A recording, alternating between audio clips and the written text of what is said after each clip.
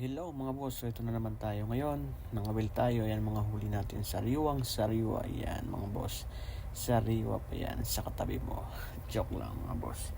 So ayan na nga, ito sabaw na naman tayo. Siguro nagtataka kayo bakit laging sabaw yung niluluto namin. Kasi dito sa barko, bihira lang kami makatikim ng lutong Pinoy.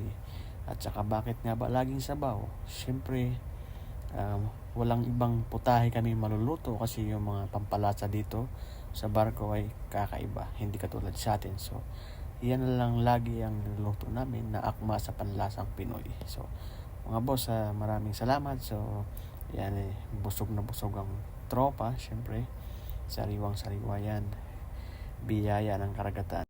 At ayan na nga mga boss, luto na yung sabaw natin.